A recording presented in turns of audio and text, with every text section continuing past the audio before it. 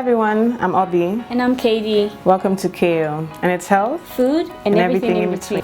Today we're going to talk about hypertension. Most people would know it as high blood pressure. Yes, and basically I'm going to break it down so that you can understand it in the best way possible.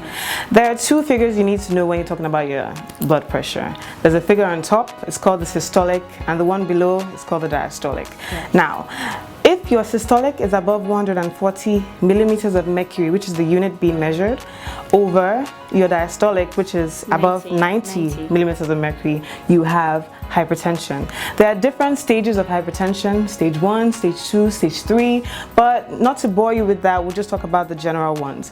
Now, think about your body and your heart like this. Your heart has to pump blood to all the parts of your body. Now, if you have a lot of blood, and the pressure that the heart is pumping the blood is really high, then it has to pass through your arteries, even with higher pressures, to all your organs. But think about it like a hose. Yes, if you're watering a plant and you put your finger or your thumb over the hose, you notice that the pressure increases, but the volume of blood is actually reduced. So yeah, this is what you have to think about when you think about hypertension. And there are two types of hypertension. There's the primary and the secondary.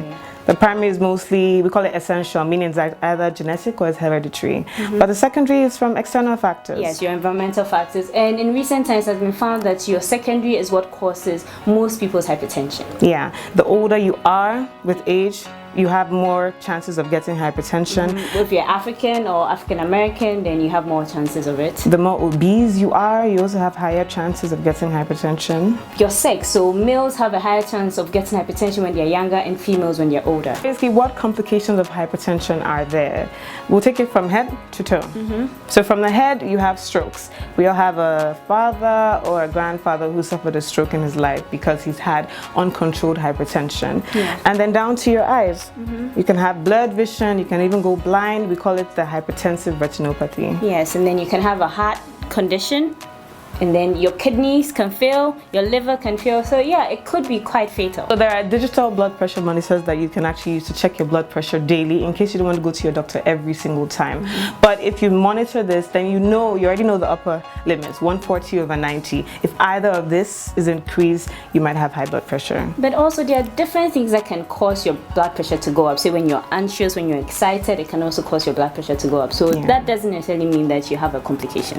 And also drug use, substance abuse can also cause hypertension. I don't know how common it is in this part of our country. You'd be surprised. You'd be surprised. Such a global world. Yeah, we know everything. Do you know anybody with that? No. Okay. All right, so we'll talk about the management. We have the pharmacological and the non-pharmacological management. Pharmacological meaning you use medications. You go to your doctor. Don't go to the pharmacist. Don't buy over-the-counter medications. You have to actually have a full workup, and then the doctor will decide which ones you would benefit from the best. The thing is that it has to be done side by side. So you have to use your medication, and you also have to change your lifestyle. So your physical activity is also very important, and then your diet, what you eat, is very important. So you have to take foods that are low in sodium and high in potassium. And then when we cook our food, so the seasonings and the spices that we are using, some of them can't be salt-free, but most of what we have on the market have a lot of sodium in it. Please check before you use them. We always advise our patients that, let's say you use a handful of salt to cook a meal, cut it in half for the first month, and the next month cut it in half again. That's how you know that you are actually reducing your sodium levels. So you have to mentally take your time and decide that you want to cut down your sodium, and you will do that. I mean, it's for your health. If you have to do it, you should do it. Yes. And there's a diet called the DASH diet. It's a dietary advice to stop hypertension. Basically, it's a low sodium, high potassium, high fruits and high vegetables, and they are shown to reduce your blood pressure levels. Also, alcohol. It's a very touchy subject for some people, because I mean, as a doctor, I tell my patients stop alcohol, but let's be real. I'm Muslim, so I mean, I tell them stop alcohol, but the truth is, nobody can really stop alcohol cold turkey.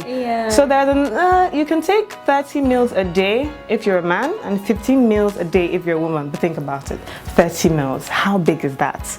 Know? I'm Muslim, so okay, Khadija, we get you. And your potassium, you get high potassium from banana. Banana has a very good source of potassium, but also check that because that has a high glycemic index that can also affect your weight.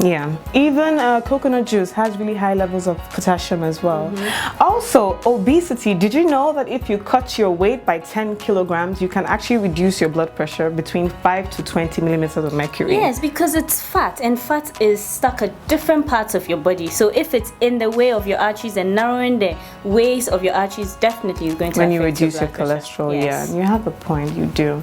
So yeah, these are basically what you need to know about hypertension. Leave your comments, Yeah. questions, and we'll answer them. Yeah, and visit pulse.com.ga/health for more updates.